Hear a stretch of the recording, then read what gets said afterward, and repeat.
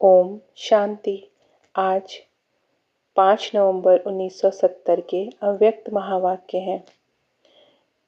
Title है delay is danger. Delay is danger.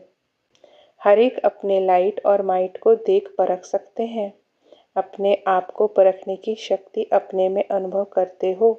अपने को अब तक पुरुषार्थी मूर्त समझते हो, वह साक्षात और साक्षात्कार मूर्त भी समझते हो, वह अनुभव करते हो, वह समझते हो कि यह अंतिम स्टेज है। अभी अभी आपके भक्त आपके सम्मुख आए तो आपकी सूरत से उनको किस मूर्त का साक्षात्कार होगा?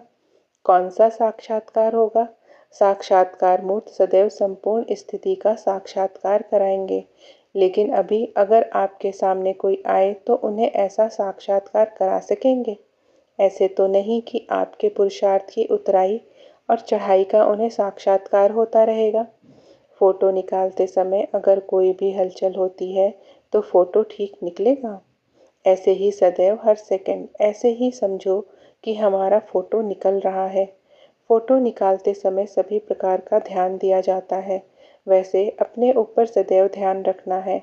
एक एक सेकंड इस सर्वोत्तम व पुरुषोत्तम संगम युग का ड्रामा रूपी कैमरे में आप सभी का फोटो निकलता जाता है, जो यही चित्र फिर चरित्र के रूप में गायन होता आएगा और अभी के भिन्न भिन्न स्टेज के चित्र भिन्न भिन्न रूप में पूजे जाएंगे। हर समय यह स्मृति रखो कि अपना चित्र ड्रामा रूपी कैमरे के सामने निकाल रहा हूँ। अब के एक एक चित्र एक एक चरित्र गायन और पूजन योग्य बनने वाले हैं। जैसे यहाँ भी जब आप लोग कोई ड्रामा स्टेज पर करते हो और साक्षात्कार करते हो तो कितना ध्यान रखते हो? ऐसे ही समझो बेहद के स्टेज के बीच पार्ट बजा रही हूँ व बजा रहा हूँ। सारे विश्व की आत्माओं की नज़र मेरी तरफ है। ऐसे समझने से संपूर्णता को जल्दी धारण कर सकेंगे। समझा? एक स्लोगन सदा याद रखो जिससे सहज ही जल्दी संपूर्ण बन सको। वह कौन सा स्लोगन याद रखेंगे? जाना है और आना है। किसी ने बताया जाना है और आना है। यह तो ठीक है, लेकिन जाना कैसे है? संपूर्ण होकर जाना है वह ऐसे ही। इसके लिए क्या याद रखना? Delay is danger. अगर कोई भी बात में देरी की तो राज भाग के अधिकार में भी इतनी देरी पड़ जाएगी। इसलिए यह सदैव याद रखो कि वर्तमान समय के प्रमाण एक सेकंड भी डिले नहीं करनी है। आजकल कंप्लीट अर्थात संपूर्ण कर्मातीत बनने के लिए पुरुषार्थ करते करते मुख्य एक कंप्लेन समय प्रति समय सभी की निकलती है। चाहते हैं कंप्लीट होना, लेकिन वह कंप्लीट होने नहीं देती। वह कौन सी कंप्लेन है? व्यर्थ संकल्पों की। कंप्लीट बनने में व्यर्थ संकल्पों के तूफान विघ्न डालते हैं। यह मेजॉरिटी की कंप्लेन है। अब इसको मिटाने के लिए आज युक्ति बताते हैं। मन की व्यर्थ संकल्पों की कंप्लेन कैसे पूरी होगी? याद की यात्रा तो मुख्य बात है, लेकिन इसके लिए भिन्न भिन्न युक्तियां हैं। वह कौन सी? जो बड़े आदमी होते हैं उन्हों के पास अपने हर समय की अपॉइंटमेंट की डायरी बनी हुई होती है। एक एक घंटा उन्हों का फिक्स होता है। ऐसे आप भी बड़े ते बड़े होना तो रोज़ अमृत वेले सारे दिन की अपनी अपॉइंटमेंट की डायरी बनाओ।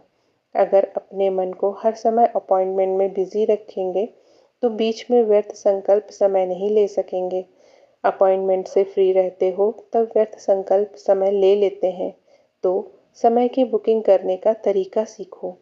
अपने आप की अपॉइंटमेंट खुद ही बनाओ कि सारे दिन में क्या क्या करना है। फिर समय सफल हो जाएगा। मन को किस में अपॉइंट करना है, इसके लिए 4 बातें बताई हैं। 1 मिलन, दूसरा वर्णन, तीसरा मगन, चौथा लगन। लगन लगाने में भी बहुत समय जाता है ना, तो मगन की अवस्था में कम रहते हैं।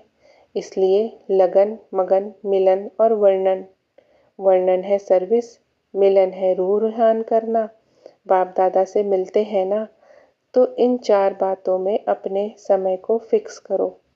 अगर रोज़ की अपनी दिनचर्या फिक्स करने के लिए अपॉइंटमेंट सारे समय की फिक्स होगी तो बीच में व्यर्थ संकल्पों को डिस्टर्ब करने का समय ही नहीं मिलेगा।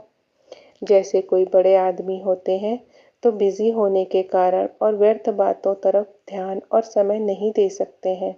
ऐसे अपनी दिनचर्या में समय को फिक्स करो। इतना समय इस बात में, इतना समय इस बात में लगाना है। ऐसी अपॉइंटमेंट अपनी निश्चित करो, तब यह कंप्लेंट खत्म होगी और कंप्लीट बन जाएगी। अच्छा, ओम शांति।